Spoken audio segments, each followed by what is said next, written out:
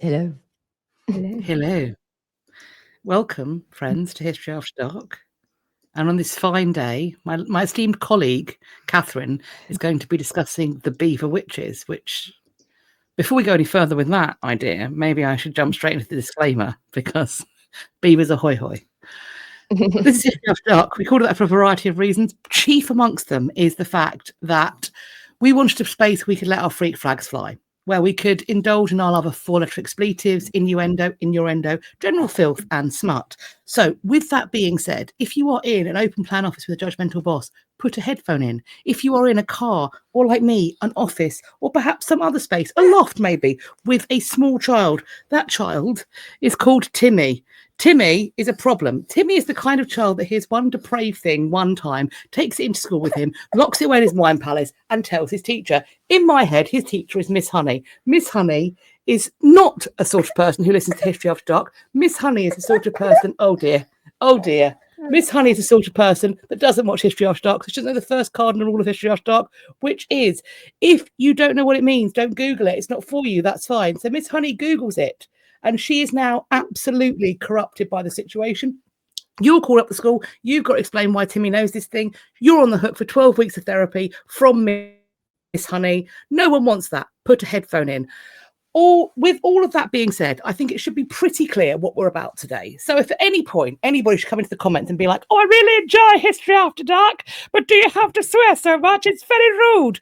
First of all, fuck off. Second of all, we're going to do exactly what we want. And if you do that, we aren't going to do what you want, which is to pin that comment so other people can come in and they can humiliate you, because that's what you're desiring. You have got a kink for humiliation. And while I won't shame you for your kink, they might. What we are not going to do is do kink without consent. And we also aren't going to do kink for free. If you want to go to a Brighton basement and meet my lovely friend Tallulah, who frankly is a deviant of the first water, she will do unspeakable things to you with a lychee, a car battery, and some nipple clamps. And if that's what floats your boat, you pays your money and you takes your choice. But kink without consent is not okay. This will never be a drinking game. My God, I hope you're adults so you can make your own choices. This won't ever be medical advice or legal advice. Please do not sue. You go to sleep. You're smiling at me, you little nightmare. This is History After Dark. Let's do this thing. Fantastic. Well done. We got there in the end. Well, we got there in the end.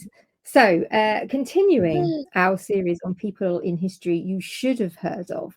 You may not have heard of these particular ladies, but I'm sure many or all of you have heard about the witch hunts that were very prevalent, particularly in the 17th century. So I am here today to talk to you about three ladies who came particularly foul of all of this. I will warn you that it's quite unpleasant in places.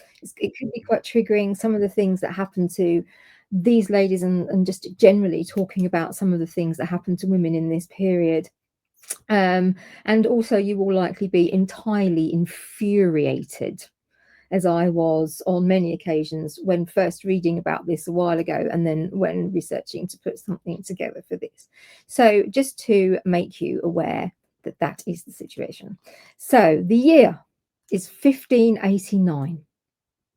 And James VI of Scotland, so it's not quite yet James I of England, is marrying Anne of Denmark, who we rather like. As she's trying to come over, her fleet is battered by storms and she has to postpone her journey. But James apparently is so eager to meet her that he decides he's going to go to her against advice, because, you know, he's the king, but off he goes to find her. And then a similar thing happens to him. There's a storm, his fleet is battered, but he makes it to Anne. And it's wonderful. Everyone's happy. They have a lovely time, but he can't come back straight away. Now, Denmark at the time was obsessed with witch hunting. And James already had quite a strong growing interest in this, but because of how things were in Denmark, they skyrocketed his paranoia and said to him, oh, you know, the storms came for her fleet and you know, so she came back. So then they went for yours instead, and now you're stuck here away from your kingdom. And this was it. This fueled it. He became absolutely obsessed with witches and witch hunts at this point. And when he got back to England, he ordered a trial, which you may have heard of, called the North Berwick Witch Trials, of almost 100 people, and probably one of the biggest, if not the biggest, witchcraft trial in English history. Many of the people the accused were put to death. Witches were at this time burned in Scotland and hung in England. Neither is in any way pleasant, but I would imagine burning would be worse. But anyway, so witch hunting was also called woman hunting, as a lot of the witch hunters, like James, seem to have quite low opinions of women overall. He'd been brought up in a predominantly male household. He didn't even have a very good opinion of his own mother, and misogyny does seem to have been a big factor in many of the cases. But to James, witchcraft was the world's greatest evil. And he believed in divine right to rule, which is something we've talked about on other occasions. And he believed he had been placed on earth to do God's work, and that would include being rid of this type of evil. And he was utterly obsessed with it. So there were some people who were very convinced by this, and others were coming at this point increasingly skeptical. So Elizabeth I hadn't really been interested in witches or witchcraft or anything like that. So this fury, paranoia, whatever, hadn't really taken off in England in the same way that it has in Scotland. But when the Pope declared war on witches, that was enough reason or an excuse for many people to jump on this bandwagon. Many women who were labelled as witches were previously liked and respected. They were often known as wise women, so they would create potions and tinctures and things like that, and were often sought out because they were more successful than the actual physicians, which, bearing in mind what we now know about medieval medicine, probably isn't very surprising. But attitudes then, because of all of this, started to move backwards against these women. And some people felt a bit more adverse to James because of how he was pushing it, but some people liked that he was pushing it. But he even managed to twist the gunpowder plot to be the result of witchcraft, which, if you know anything about the gunpowder plot, presumably it's just made you spit into your coffee. So people do have a fear of the unknown, and they need reasons. Philippa and I have had this discussion before. They need reasons to explain things that they can't find another reason. Why has God let us down with this? Or why has this thing happened to me? Why has my child been taken? Why haven't the crops, why have the crops failed? And so witchcraft is a good way of providing an explanation for things that don't appear to have an explanation. The devil is in league with the witches. And the hugest problem really is that anyone could accuse anyone of being a witch, and for all sorts of ridiculous reasons, and then the mud stuck. So friends and family would be coerced into giving evidence. Children gave evidence against their own mothers, and you could make anything look witchy if you wanted to. And torture was actually, though they said it wasn't, was permitted often to extract confessions. So the Flower Women of Botsford, the Witch of the Belvoir. So I'd just like to point out the Belvoir is spelled Belvoir. I live in Leicestershire. I didn't grow up here. I have no idea what that's all about, but tee-hee, because we've heard a couple of people write books, and in the title they've used the word beaver in a way that's been very funny. But anyway, so there were three of them: the mother Joan Flower and her two daughters Margaret and Philippa. They were local to Belvoir and were known really as wise women. They had skills in herbal healing, but they needed employment, and they gained positions of servants at Belvoir Castle to the 6th Earl and Countess of Rutland at Belvoir Castle. They needed extra staff because they were friends with King James as much as a monarch has friends, and he was coming to visit and he was staying at their house. And by this point he was James I of England as well. They weren't popular with the other staff. They were seen as outsiders. They were unmarried, and this seemed particularly suspicious to people, especially of Joan. Even if she'd been widowed, had she been a single mother, but even if she'd been widowed, why had she not sought another husband? A lot of people believe that the lack of a husband would lead women to the wiles of the devil. You could argue that some husbands are the devil, and it makes no sense because, Kat, you're married and you're clearly servient to the wiles of the devil sometimes. So absolutely, hail Satan. And they didn't often go to church, which of course was a big no-no. So the other staff didn't want them around. They accused them of thefts and other misdemeanors. How true any of that was, I've got no idea. And eventually they were dismissed. Joan was the only one given any sort of severance. She got 40 shillings, a bolster, which is a pillow, and a mattress of wool. And nobody cared that they were gone. Now, after they left, the Earl and the Countess and their children fell very ill. Amongst other things, they were vomiting, they were having convulsions, so it probably looked quite scary. And their eldest son and heir Henry, Baron de Ross, died in September 1613. So they did have another son and they had a daughter, but obviously the son and heir and their other children were ill too. Their daughter Catherine survived, and their other son Francis passed away 5th, 6th, 7th of March 1620. So quite a long time later, 1613, Henry dies. Catherine survives and Francis passes away in 1620. So that is relevant later on. So 5 years after being dismissed from Belvoir, Joan and her daughters, at the protestations of fury and who they were and how terrible they were arrested around Christmas, New Year, 1618. So those accused of witchcraft would be put in jail, and the processes before trial could take up to 6 months. They were taken to jail and they may have been tested. So there's quite a lot of things like about things that happen to witches in general that I haven't gone into because there's so much of it, but they would be tested to see if they were a witch. So the most common was the swimming test, where your hands and your feet were bound and you were thrown in the water. So not like at school, not that kind of swimming test. Yeah. Okay. So you don't get a badge at the end for doing 500 meters badge. You haven't got to do 5 lengths in your pajamas then, like we actually do. And rescue a brick from the bottom. Sorry, I just thinking about my swimming lessons. The water was pure and rejected evil. So if you floated, the water was rejecting you, so you were a witch. If you drowned, you were innocent. I mean, I think you can all see the flaw in that plan. Anyway, people would also, the victims would be allowed to draw her blood, burn her possessions. If she tries to stop you, she's a witch. They could try and make her sit on sharp objects. If she didn't want to sit on it, she's a witch. If she tries to resist arrest, she can be beaten until she agrees to be arrested. Right. Okay. Yeah. So as you can see, justice going down in all forms there. So most of what we know about these 3 ladies comes from a pamphlet entitled The Wonderful Discoveries of the Witchcrafts of Margaret and Philippa Flower, Daughters of Joan Flower, near Belvoir Castle. And you can buy this and read it, should you so desperately desire. But I'm sure quite a lot of it is imaginative. The author and the person who've commissioned this is unknown. However, he knew a lot about the Manners family, so the Earl and Countess Rutland, the Manners family, and always spoke very well of them. So we can perhaps draw some conclusions about the pool of people that the author may have come from. And there were many publications that were very similar around this sort of time, and they always outlined cases in a very specific way. It was almost like a format.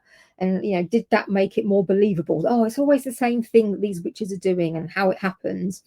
But it was decided that they should be imprisoned in Lincoln Castle, which is definitely worth a visit.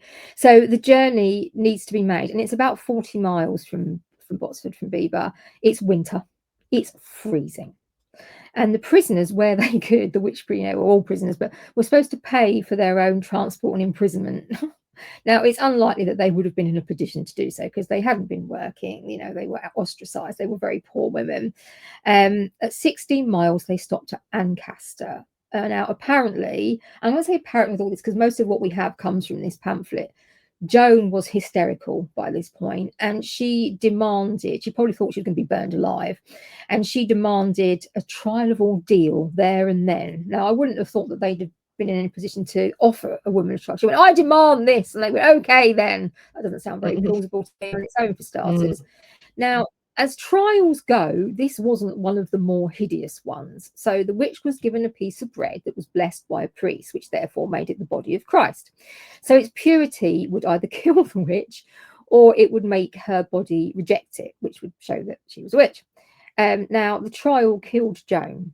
So they said, oh, she tried to eat it. It came back out, she choked and she died, right? We don't know what happened exactly. So, maybe that is what happened. She may have choked. She was very pressurized. It's probably more likely that 1, perhaps she had a heart attack, or 2, that she was elderly for the time and she was been very mistreated. It was cold, it was freezing. She was terrified. She may just have had a heart attack, died, or her mistreatment caused her to pass away. So they're not going to admit that if that's what happened, are they? However, you compare that to what was coming, and I would describe that as a blessing. So Margaret and Philippa were taken to Lincoln Castle, which is a place with a very dark history, especially for witches. So now The prisoners were chained to heavy rings, and they took some of the lower floors and made them out for cells. And Philippa, I know you've been a cat, I don't know if you've had, but you can still see some of that. You can go down a ladder, which is every health and safety expert's nightmare. And it's not, that part isn't always open, but you can still look down and you can see the iron rings in the floor. And I went in January and it was Baltic, right? And I had 300 layers on and the knowledge that I was leaving whenever I wanted to. So it was filthy. It was freezing, and things like jail fever, which is probably a form of dysentery, very common, very fatal, obviously. Similarly, the plague. Prisoners were cramped in communal cells. It didn't matter what their sex was or what their offenders were. They were underfed. The food was considered not fit for dogs, and there wasn't very much of it. Now, as is part of the course, some of the guards could be bribed, standard, and outsiders could bring food in. But obviously, Philippa and Margaret had nobody to do that for them. They had nobody, and they were 40 miles away from home. Very occasionally, people might have been able to get help to escape, but it was almost impossible. And anyway, where would you go? Because you would then be a witch on the run. And that would, if your fate hadn't already been sealed as a witch, that definitely would have done it. And so, you know, I was going to say it could be even worse. I'm not sure how it could be even worse, but there we go.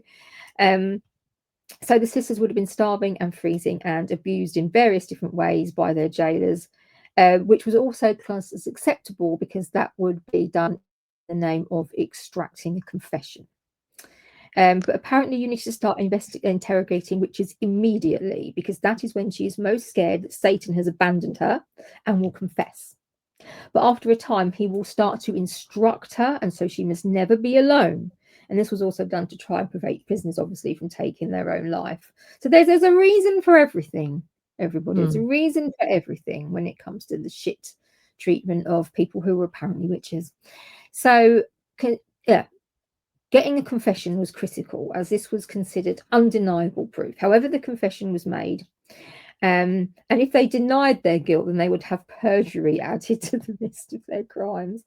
They were then considered valuable, and then those testaments were then considered valuable in the condemnation of others. So the jailers would verbally abuse them, threaten them with torture, life imprisonment, death, you know, because at some point, though, is death worse? I don't even know. And there was a lot of use of unending solitary confinement to get confessions. The courts could also hear evidence from people who they would not normally accept evidence as permissible from. So women, other criminals, they did not have to have seen the crime. Convictions needed a confession ideally, but hearsay was also acceptable. Brilliant. Circumstantial evidence could be used, or even one testimony rather than the normally amount would be enough. And if a woman did not confess her crimes, it was reasoned that this was because the devil had so much power in her, he would not allow her to confess. I mean, this is the ultimate no-win situation. So torture was only meant to be a threat, but it was undoubtedly used, and the king approved, because he thought that only the cruelest physical punishments could extract confessions. And so he sanctioned and he encouraged it. And you could remove fingernails with pincers, shove needles in the wounds. You could drive wedges into boots to shatter the feet and the ankles and shins. And the prisons were now, of course, in a way they had never been before, filled with female prisoners unattended and male guards. Humiliation was common, but in all forms. But should a physical assault occur, the perpetrators would say the victims had bewitched them. Easy. The women not just had it. It wasn't just the jailers, the court officials, and the priests also had access to them at will. Sleeplessness was also used under a guise that, as it did not involve physical pain, it was not torture. And people became telling a new parent that. Yeah, as people who have had small children, we can all attest that is torture. People also would then become delirious with tiredness and didn't know what they were saying and what they were admitted to.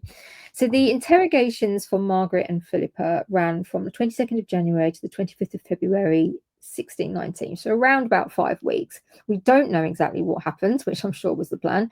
They were examined separately, but their accounts are very similar, which I suppose you could read two ways, either it's because it's what actually happened, or they took one and based the other one upon the more damning one, which was Margaret's, and based Philippa's upon hers, because they wanted to convict them not just of witchcraft, but of making a pact with the devil, because if you get that, the only outcome is execution. Like that wasn't on the cards anyway, but there we go.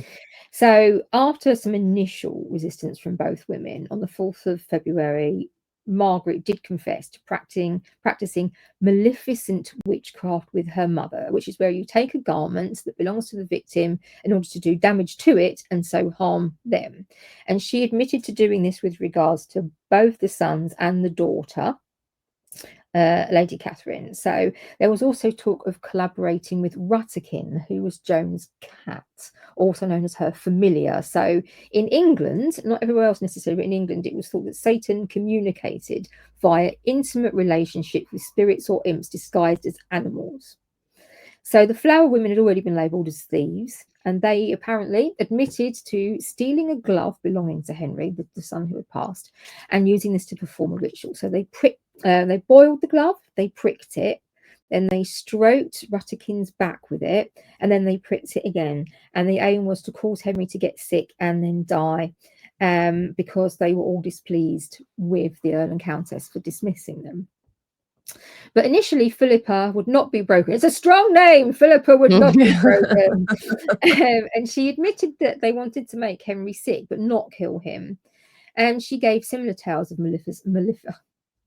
maleficent witchcraft. It's terrible for a Disney fan, isn't it? It's not even about to say Maleficent. As her sister. Both said that their mother had cast a spell to make the Earl and Countess infertile. But there were differences in their accounts. And the Earl, who was, of course, desperate for more sons, because he'd lost one and the other one was very unwell, was very concerned.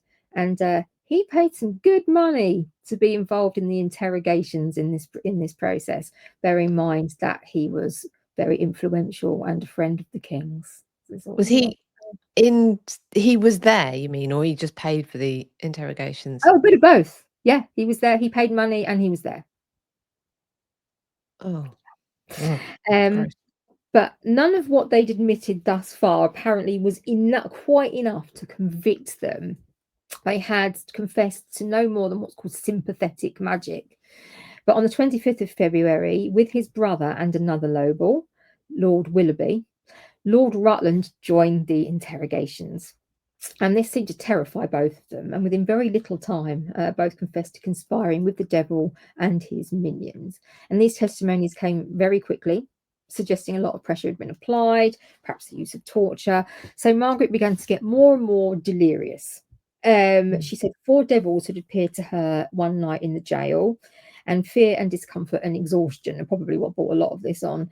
And she seemed to believe, apparently, what she was accused of, and it was probably repeatedly demanded of her. You did this, just to sort of keep on at her. Apparently, she'd had conference with the devil, and this was almost probably never mentioned in witchcraft examinations or torture, unless there is torture or threat. This particular thing is something that never seemed to come up until women had been in certain sets of circumstances. That's something that sort of other people would come forward with. It always seemed to emerge at a certain point in this process. But they were determined, or they were clearly determined to convict these women. It was all just like academic, really, wasn't it? So Francis Manners, the Earl of Rutland, and his other examiners said, well, we have enough now to convince a jury at the assizes, and the sisters were left in jail to await trial. So around late Feb, early March, their evidence was presented to the grand jury of Lincolnshire gentlemen. They may have been in Lincoln, I doubt they were gentlemen, and it was their job to determine who should be put on trial. So Rutland may have led this meeting due to his standing in the community, plus the money. The panel were usually under pressure to send the cases to trial, and the accused were not allowed to attend the meeting. They very quickly concluded what's called a bill of vera, I may have pronounced that wrong because it's Latin, or also known as a true case, and for the sisters to be sent to the Court of Assizes in early March. Now, for witchcraft, these trials were held twice a year. So this the people who did this traveled around the country, going to different places. So this was bi-yearly, and they moved around England. So the idea was that they moved around rather than everybody having them in their own cities or towns, because if they the same people did it, it produced consistency, which was important to make sure that the law was administered fairly. I mean, I suppose everybody got treated the same, like shit. So you could argue that it was fair in that respect. At least it was an even playing field. I don't know, whatever twisted logic people have to try and justify this shit to people. Anyway, so their arrival was greeted by great pomp and ceremony. And because it was such a high-profile trial, presumably because it was the Manners, the Earl and the Countess, that they were influential, they were friends with the king, they had the money, they were high-profile, so the case was made high-profile. Everyone therefore would hear about it, and it was a really good chance to sort of set an example. So the judges were two of the country's leading legal figures, both appointed by the King, Ovs. Sir Henry Hobart was Lord Chief Justice of the Common Pleas. Sir Edward Bromley was convicted the witches of Pendle, and was a renowned witch hunter. So the Pendle witch trials, I don't know much about them, but they are quite famous. So if you're interested in this topic, it's probably one worth reading about. Luckily for them, because they wouldn't want to make a mistake, the previous year, a book by Michael Dalton, I accidentally typed this as Michael Bolton. I can correct myself. Called The Country Justice. I mean, nowadays it would be filed under fiction, wouldn't it? But there we go. And this laid out the exact details, ensuring what you had was acceptable proof when you put witches on trial. Because it was a tricky business, bunging a witch on trial, apparently. And you had to prove witchcraft beyond reasonable doubt, and no one would want to make a mistake. So Clearly. I just threw these in for you because I thought you'd enjoy them. So 1, the presence of a familiar or spirit. 2, having a a mark cat. on their body, like having a cat, yeah. Right. The audacity. 2, a mark on their body which showed where their familiar had sucked them. Basically, they would strip a woman down, often in public, to look for these marks on her body that they would class as teats. And wicked creatures would suck on these. So having a domestic pet like Rutterkin were often said, oh, well, that's one of them. And so even owning a pet at any stage could be a way to have evidence brought about you. Even if you didn't have a pet at that time, you've had a pet in the past. Why did you like cats or whatever? I don't know. A testimony of the victim of the witch, examination of her servants and children, their voluntary confession, and if anyone died soon after they had been threatened, that was a powerful enough presumption. I mean, we threaten people constantly. We better hope that none of them die. Literally all the time. When I am driving, if my words actually had, if words actually had that kind of power, there would be people dropping dead left, right, and centre on the M1, the M25, some side roads around me, the North Circular. It would just be littered with cars. There'd never be a traffic jam near corpses. Cat's house. It'd be a traffic jam full of corpse cars, because the amount of expletive curses that I throw at people. Yeah. Well, yeah, all sorts of situations. So, yeah, clearly thinking about shit doesn't make it happen, which is occasionally a shame, but not always. Anyway, so you needed 2 of these out of these 6 and 2 witnesses to make it like plausible enough. So the interrogators of Margaret and Philippa made sure they had all of 6, and they also asked a huge array of other questions, which they sort of designed so that they would answer them to give them more ammunition, basically. And they also had further proof of their guilt, was cited by blushing, looking down. Oh, sorry, I didn't think that. That's definitely one of those. Not one of those. Blushing, looking down, trembling, and silence were all proof of guilt. Oh my God, they just took whatever people do in these situations and made it proof. Yeah, and presumably actually reminds me a little bit of the people who do the body language analysis on YouTube. And it's like, whether it's interviews or court cases, and they're like, this is a definite proof of deception. Like, and if body language analysis was actually evidence of guilt, guess what? It would be admissible in court. Guess what? It's not admissible in court. Yeah. It's yeah, I mean, it's just ridiculous. I was so angry when I was writing this. Honestly, I was incandescent. In Lincoln, so the Court of Assizes had a permanent base at Lincoln Castle, which is obviously where the Flower sisters and a lot of other people were imprisoned for witches and other things, and people would gather to enjoy the entertainment. The case was very high profile, as I said, so the court was likely absolutely packed to the rafters, and the clerk of the court would bring the accused to the bar and ask them how they pled. If they didn't answer, in case of a felony, they were pressed to death. Right? So the accused had no defense lawyer, just in case he was uplifted by the devil himself. Everything was done on written testimonies from before the trial and considered by the grand jury before the trial began. Routine trials lasted between 15 and 20 minutes. Wow. The defendant was presumed guilty unless it could be proved otherwise, and even circumstantial evidence was enough. So even if an inconsistent point of law could be raised, the assistance of counsel was denied. So there's even the people who were scared and barely, if at all, literate, with little or no knowledge of the law, were all they had to defend themselves. That's all they had. And if the defense witnesses had to give evidence, they had to do it unsworn, meaning that God would punish them if they got anything wrong. So not giving sworn evidence meant it wasn't reliable. So even if you came out and said something, your evidence was unreliable because you hadn't sworn it, though you weren't allowed to swear it. So the author of the pamphlet, The Wonderful Discovery, noted the demeanour of the first witness. The Earl of Rutland, who he commented on, was enduring at the loss of his children. At this, his children, plural. But at this time, though, only one of his sons had died. But he was going on about the loss of his sons. The other was still unwell and did pass away later that year, I think, but was alive, but still alive because he wasn't dead. That's normally a good sign of being alive, is not being dead. Not being dead. And his daughter was well and out of danger by that point, but she's a girl, so it's okay, but it's not quite the same, is it? He said he had no desire for revenge, just justice. Apparently he was noble and all this other bullshit, and he asked for God to grant mercy on their souls. What a hero. The sisters would have given their testimonies after the witnesses and any defense. They had already condemned themselves, but in theory they could try and plead innocence, but we don't have a record of what their plea was. Like, it would have made the slightest bit of difference.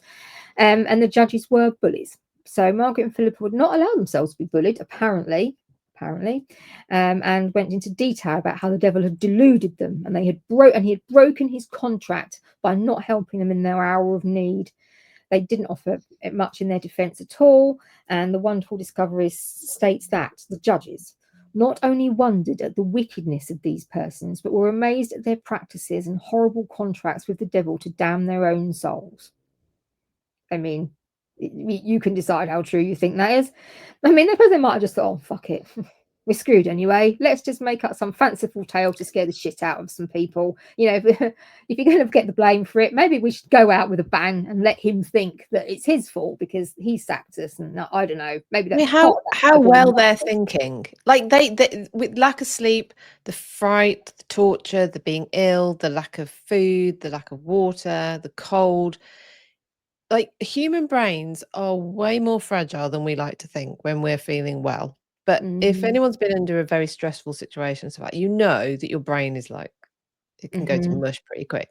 They have been under this just horrendous, this horrendous situation, and it's like, I wouldn't be surprised if they are a little bit, I don't want to use the word mad, but do you know what I mean at this point? No, they could be believing, they could be believing things that if you have lack of sleep, you're going to hallucinate, like, and they're getting suggested. These things are being suggested into their already fragile minds. You know, yeah, just awful. Yeah, you can't imagine. They may have been believing. They may have not even known what they said. They could have been delirious, Yeah, I mean, traumatized, in pain. that practice, which I believe was known as walking the witch, that apparently, from what I've read, James was very okay with. That is, it's not just about, and we recognise sleep deprivation as torture now. It's firmly recognised as that. This is not, just playing death metal at extreme volumes all through the night. They would have these women up on their feet for 24, 48, 72 hours. You can't even micro sleep. By the time you're at 72 hours, you're seeing a cat in the corner of the room talking to you about the devil. Like, you are hallucinating. You're so mentally unwell that you probably believe what you're confessing to. You by that point. Yeah. And she confessed that she'd seen these 4 devils of whatever in the prison, and she said that's probably what it was. People are talking around, I bet you can see the devil, I bet you can see him, can't you? And there's something hazy. Oh God, that must be what it is. I'm in this terrible place. So yeah. I mean, I don't even know. I think obviously by this point, especially when it's somebody of noble blood seeking a conviction, everyone would know the outcome was a foregone conclusion, including them. And the judges had a number of ways to ensure verdicts went the way that they should, which was basically bullying the jury, up to fines for jury members, the threats of prison sentences, and all of these were considered perfectly acceptable things for a judge to do. And they needed to reach unanimous decision. Now, because skepticism about witchcraft was beginning to grow, so when you have a high-profile case, in some ways, I suppose it works. You make it up, everyone's aware, but also more people are finding out about it. And when more people have the information, just give the opportunity for more people to go, well, hang on a minute. That sounds like nonsense to me. But so because of this, more people may have been raising questions. So if they did, it would just be overturned. If they spoke against the majority, their voice would just be overturned. So Margaret and Philippa were, surprise, found guilty. And that was a shocker. Spoiler alert. Under the terms of 1604 witchcraft statute, they would be returned to their place of incarceration and then taken to be hung. So justice had been done. So, oh God, I'm going to have a coughing fit. Talk amongst yourselves. Well, so this... She didn't mute herself. I'm not going to mute her. I've done it. No.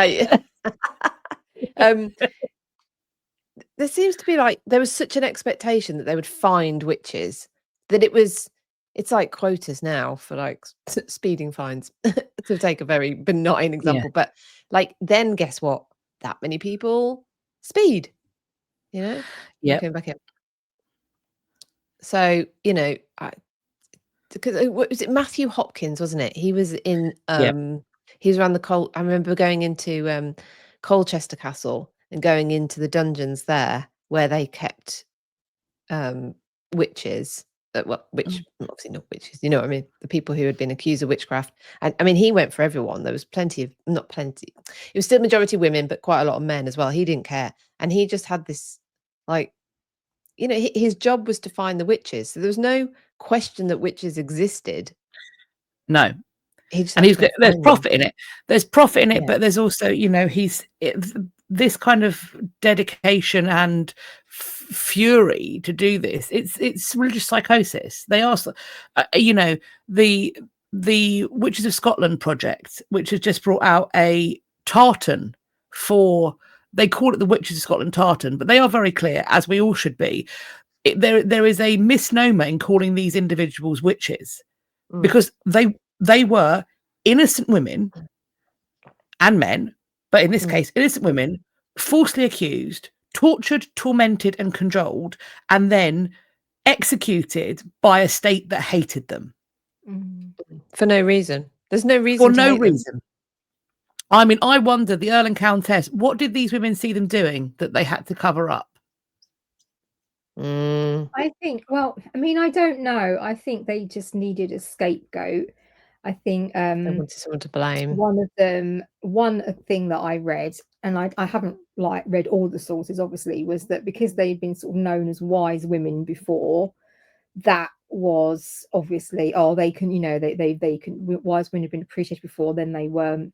One thing I read said that someone, you know, that they'd been asked if they could help make the sun better, and it hadn't worked, and it would thought that if you could get a witch killed, that would revive, it would break the curse, and so the people would become well again. So with their other with their other children, maybe they thought that's what needed to be done. But I think people just didn't like these women, full stop. Like I said, they were outsiders, unmarried, didn't go to church. They had all these petty accusations of things against them, and they just never fitted in everywhere they went.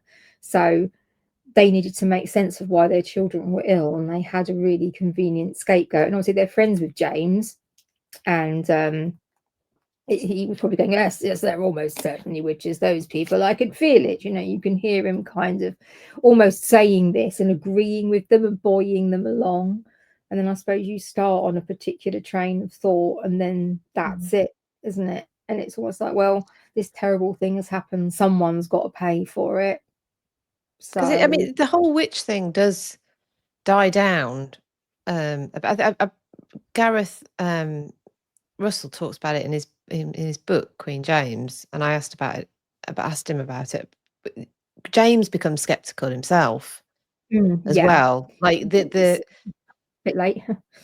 Yeah. I mean, yeah. Well, I mean, yeah, absolutely. But like, let's just picture the childhood that James has had. Let's picture that, where he's basically been told his mother is a murderous whore who killed his father and a wicked Catholic.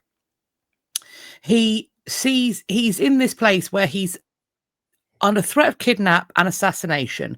Family members and advisors throughout his entire childhood and adolescence are being murdered around him. He grows up in a climate of trauma and fear, and the Presbyterian Kirk. So it is a place of just horrors. And I can certainly imagine that level of trauma. I mean, we think about the sorts of things like people who are in these situations, and they get the satanic panic and all of that kind of stuff. It happens time and time again when you are psychologically damaged, and he was. And then he comes to London, and he gets loads of lovely money, and he's away from lots of the courtiers and memories of the assassinations and stuff. And all of a sudden, I think he gets a bit of clarity, and he's like, maybe the whole demonology thing. Maybe not. It's also not popular. His Scottish nobles and subjects liked hunting witches. His London subjects didn't. Right. So he was like, oh well, okay. Hey ho. Hey ho. Yeah, it's a hobby. The date we have for their execution is the 11th of March, 1619. So they had a few days in prison before their deaths. That was fun, which was quite unusual. It could often just be hours before they killed them, but I don't know if that was to punish them a bit more. I don't know. Anyway, so executions at Lincoln Castle at this time, they placed the gallows on outside the castle wards, opposite the northwest corner of the castle, which was the best viewpoint for the most number of people. And obviously this case had drawn a lot of attention. So the condemned went to the place of execution by cart, and then once on the platform, a clergyman would come to offer spiritual guidance and comfort, which must have been a great help. They often make a speech, sometimes repenting or begging the Lord for mercy, because, you know, that's worked well so far. These types of things. The Flower Girls apparently did not give the crowd the entertainment of any last words. And apparently the crowd were terrified of them. So terrified, in fact, that they went down to watch. I mean, if I was terrified of something, I'd fuck off as far as I could in the opposite direction. But yeah, you wouldn't be there. Yeah.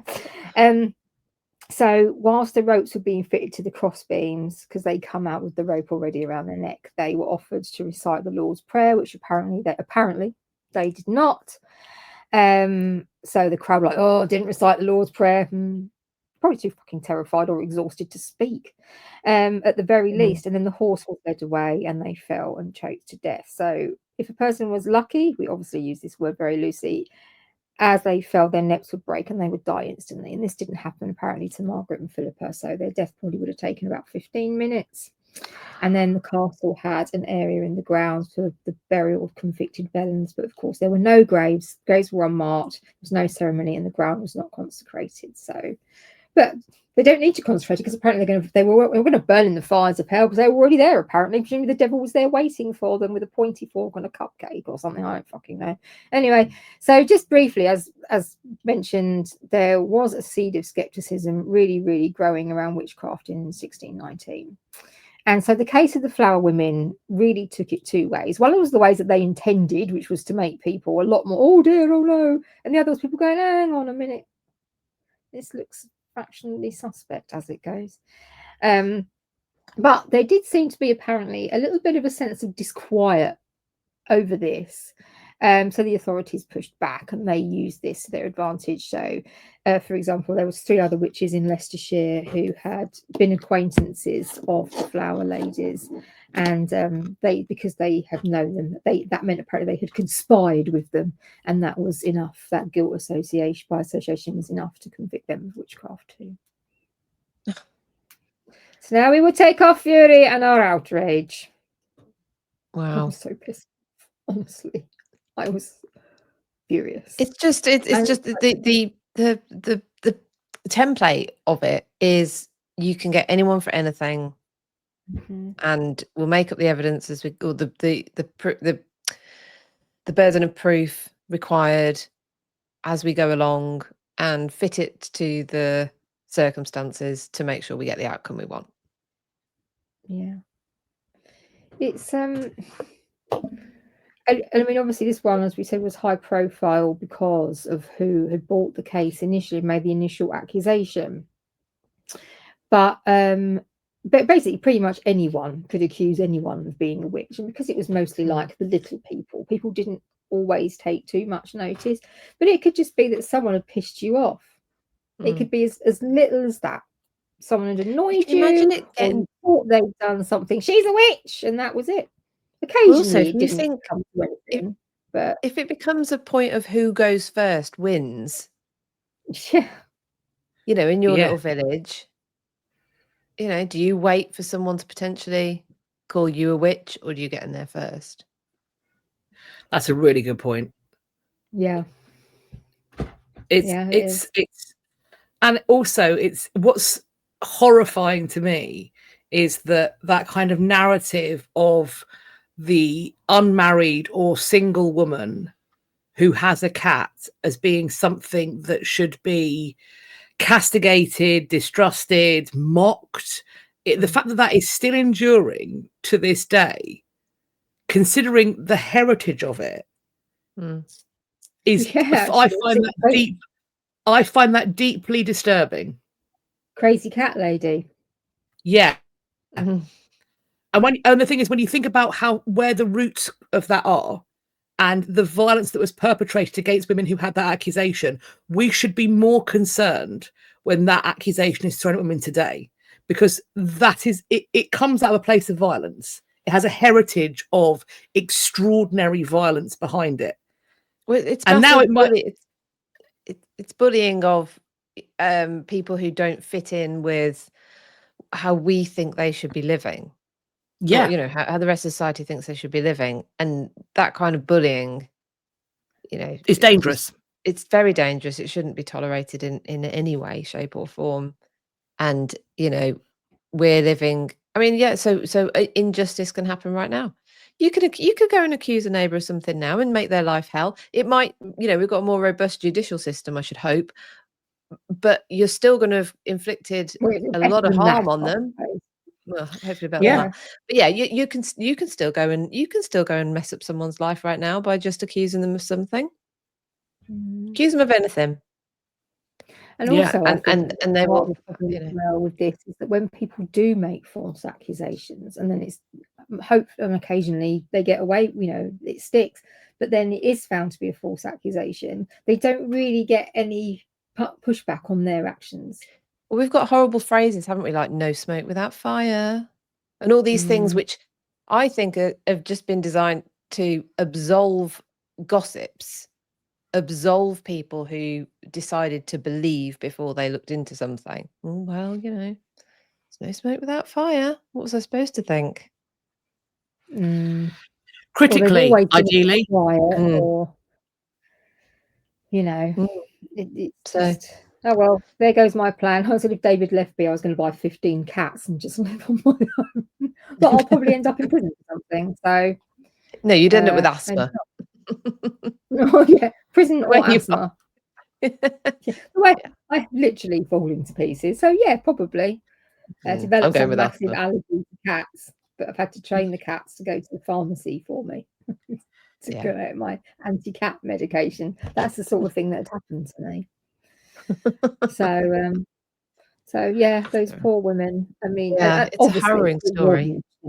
Them that this happened to, but maybe they got made a bit more of an example. But these injustices were happening left, right, and centre. It's just we know a lot more about this one. Obviously, we say a lot more in the sense that this pamphlet was written and it was much more widely discussed, but I'm sure many of them were pretty much the same thing.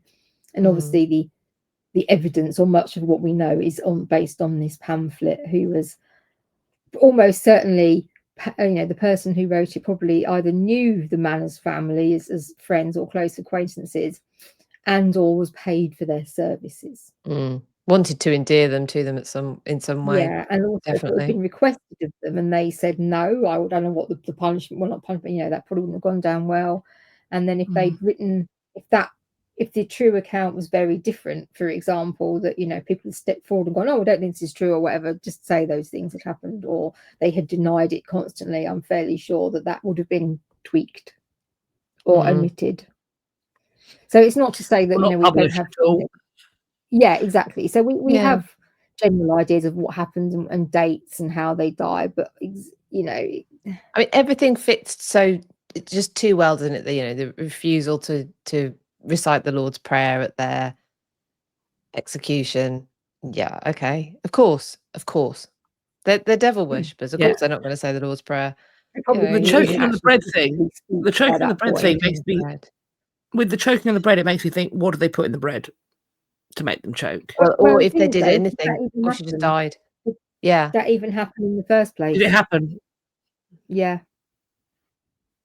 It's that was human life. I mean, yes, they could have poisoned it. If they gave her no water and it was very dry, she might have choked on it.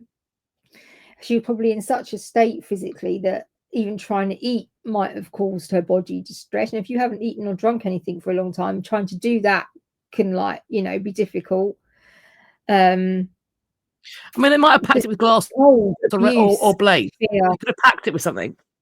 Yeah. So there's, they might not have happened, but if it did happen, I'm pretty, I mean, I wasn't there, but I'm fairly confident that that's, I would say there's almost as close as we can to 100% without committing ourselves to 100% because we weren't there and we don't know. Sure that that's not exactly what went down. No. But, I wasn't there, so allegedly. Don't worry, I don't think anyone's going to sue you now. Yeah. Someone could know. The devil might come up with his I'm all right. Yeah. No. He didn't do them much good, did he? Didn't get them out of it. No. Yeah. You two have got pets. That's all I'm saying. Yeah, but mine's a stupid dog. No, well, maybe mine might actually be the devil. Yeah. Mine could well be a familiar. The Starbuck could well be in league with demons. That chinchilla has plans. If only he could keep his own bottom clean, he'd be fine. He'd be dangerous. Well, yeah. We have to watch Starbuck. She's a menace to society. She, sorry. I realised that you asked, well, do you want to hold? I was like, hell no, because I remember you telling us how easy it was to kill chinchillas, and I was like, I ain't touching that, because if it molts it afterwards, then I'm just Yeah, gonna you crack could the feel chinchilla. So no, as cute and fluffy and soft and squishy and adorable as I'm sure she is, I am not being responsible for any level of anything that happens Fair. to your chinchilla, because apparently it's easy to kill them. Mm. So Oh my gosh, so easy. So easy. everything kills them.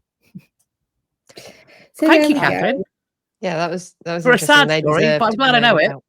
Mm. Yeah, Yeah. and I think, you know, it's just, I think it's sometimes an area that people kind of, and I've been in this position myself. You've heard of the witch trials, and you know that it was quite prevalent, and you know that there were miscarriages of justice left, right, and centre. But it's very easy to not know how awful it was, and how. I mean, I haven't got statistics here for you, I'm afraid, and obviously, well, statistics sometimes are a bit ropey, and it's difficult back in then as well. What would have been recorded, obviously a lot of it probably wouldn't have been recorded, but how much this happened, and how easily it happened, and how screwed you were at the tiniest little thing. And every single case was a miscarriage of justice. Every single case. Accusation, whether you just accused, every single case is in this instance is a miscarriage of justice. Yeah. You know, you had no chance. You can only imagine the fear if somebody even said, oh, I think you might be a witch. You can only imagine the fear that alone might. I mean, they'd be under your patio pretty damn quick if you're smart. If they said it to you privately, oh, you're under a patio. You got off to the nearest town. Definitely a witch. But yeah, it's just, you know, they would coerce, they would force people around you to testify against you. There were even people whose children were forced to testify against their mothers. But then there were even children who were also accused and prosecuted for witchcraft as well. Yeah. This is the kind of thing people need to know about, because I think it's the kind of story we should learn from. This like pile-on of, you know, a societal outcast type person, you know, so it's like identify the problem and then shoehorn the people you want to get rid of into the problem. And you know, we can do that with anything. Yeah, that's a brilliant way of looking at it. And it happens time and time again throughout history. Time and time again. I know you said, Philippa, that we should learn from this, but hands up if we think that people overall will learn from it. We could maybe have a discussion one day whether or not we learn from history or not. I'm becoming more skeptical. I think we don't learn from history, and I think it's a lack of willingness to recognize when something is happening again.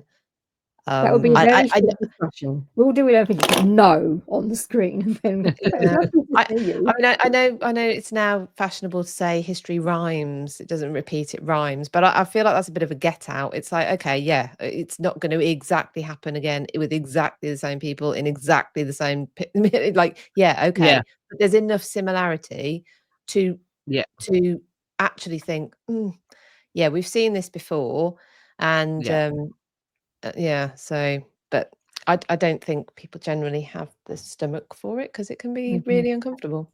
Look, the thing is, whether it's a forest fire or a bungalow fire or a townhouse fire, the place is on fire.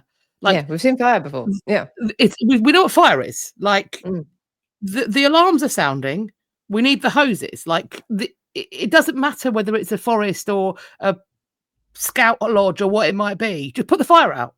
Yeah, and don't debate it. The other problem is, though, when people do claim to have noticed a repeat or a rhyme, whatever you want to put it, we all come from a bias, and it's what are you noticing? What are you saying is a repeat, and what are you not noticing that might be a repeat that maybe someone you like is, you know, maybe your side is doing something that is a repeat of something that wasn't very good in the past. You're not going to raise that.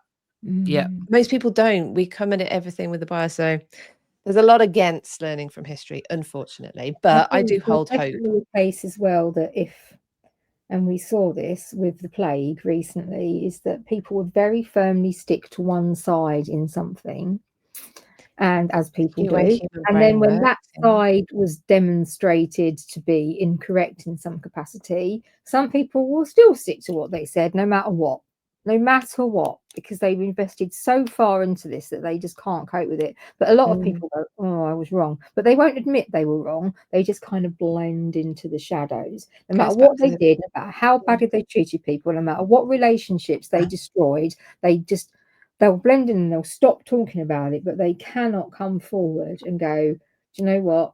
I was wrong. Here is why I believed I was wrong, which may seem quite bad. They may have very valid arguments for why they felt what they felt for all sorts of different reasons. But sometimes we can sort of, I think the word forgiveness is bandied about far too much, but that's a whole other thing that goes on in my brain.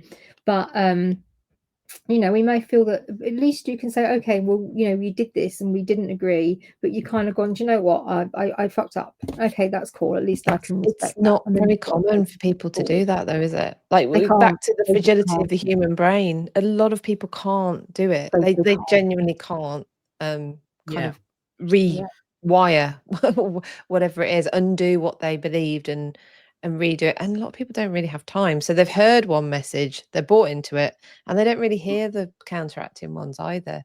There's so much involved. Yeah. And and groupthink has been an issue since Ever records began.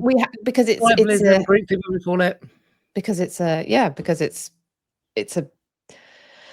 part of being human and living in a tribe, and that's what kept you in the in-group and it kept you safe. It's like it's so hardwired that it's a bit ridiculous that we ever pretend that it's a bad thing in and of itself, because we will always find fault then because it exists. The denial of it is dangerous, though. That's the problem. The problem is we deny it exists. Oh, well, yeah, and it absolutely exists. It absolutely exists. Yeah. It's hardwired in. But anyway, we're getting quite off topic now. So should we wrap up? That's because we're very clever and we talk about important issues. We do. Anyway, with Philippa, swearing. Sorry? With swearing. It's very important to highlight the most important aspects of the message we're fucking well putting across. It's punctuation. Philippa, what's happening next week?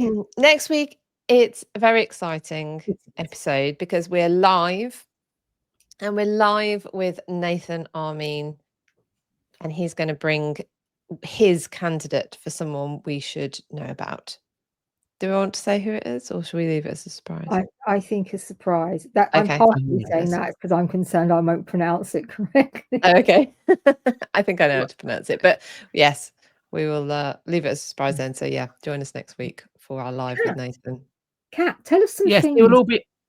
Yeah, that information will also be on our social media in due course. We'll be promoting it. So do make sure you are following us on the Instagram. Also make sure you are subscribed here, that you have hit the bell icon, and that you have also selected all in the drop down that will appear. YouTube say that means they'll notify you when we're doing stuff. They don't always. So it's also, please do follow us over on our Substack. Before we get there, though, if you liked what you've seen, make sure that you are subscribed, but also you can support us over at Buy Me a Coffee. You can get us Winnebagos at buymeacoffee.com/had podcast. And that is also where you can go and join our close friends. My gosh, I forgot the word for close friends on Instagram. That is, if you the circles at the top of the Instagram, if it's got a green bit around had, that means you're one of our close friends. And when Catherine mostly finds some depraved stuff about beavers, not these beavers, different beavers, but maybe these beavers too, then she will put that up as well as history stuff. It's like being in our group chat, basically. So you can join our close friends there. You can also buy us Winnebagos over at Buy Me a Coffee. I said /had podcast. That's different. That is a Substack. The Substack is historyafterdarkhub.substack.com. What is /had podcast? Yeah, Buy Me a Coffee as well. Sorry, I don't know why it's knocked it off the end of the ticker tape, but it is buymeacoffee.com/had podcast. And but we also have a Substack. Yeah. Yes, which is historyafterdarkhub.substack.com. That is a place where you can pick up the podcasts and also other information, when YouTube fails to notify you, Substack will tell you things as well. And what else happens on Substack? You can also, there'll be links to our merch. We do have various merch. Timmy's a Problem merch, History After Dark merch, No Fit for Free on the Internet merch, Warboner merch, Rough Beaver merch. Your merch desires can all be located there. I've sort of done this in a very odd order, but I think I've covered everything. Yeah, I think we got it. So. Oh, if you do listen to us rather than watch us, if you're wherever you do get your podcasts, there are things you can do. So here it's a like and a subscribe and a comment, maybe with an emoji to boost the engagement. When it comes to podcasts, it's a review on lots of those platforms. So do leave us 5 stars. Yeah. Thanks. We like more the shiny stars. Lots of 5 shiny stars. One more thing quickly on the subject of emojis. Do use some emojis below in the comments to describe Lord Rutland. I say that, I agree, but with caution, because YouTube does know what you mean and they will block your comment. And if we get too many of those, they may have questions for us. So try and be sneaky to let us know what you think of Lord Rutland. Emoji. I'm just trying to think. I don't know if I've ever seen there's a banana skin emoji. There is, appealed with 1 skin, 2 skin, 3 skin. Did we all used to watch Rainbow when we were little?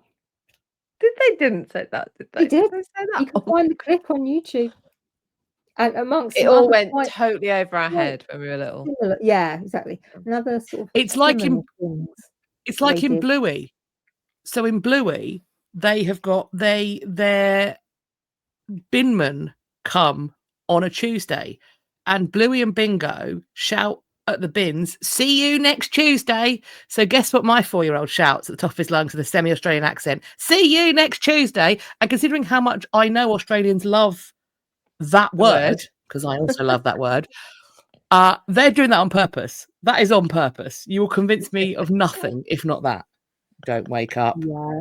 Hello. They always throw in a few. The good ones always throw in a few bits for the parents, don't they? Yeah. I mean, that's harmless. They don't know. Yeah, just to keep us sane, I think, a lot of the time. Yeah. God. Yes. Right then. Right then. So we'll see you all next week. Yes. 8:15 UK time. Yes, for our live. This one's about to wake up. So I am going to say to all of our friends, do be good. And if you can't be good, be careful. And for goodness sake, if you can't be careful, do not get caught. I'm going to count us out in 3, 2, 1. Bye.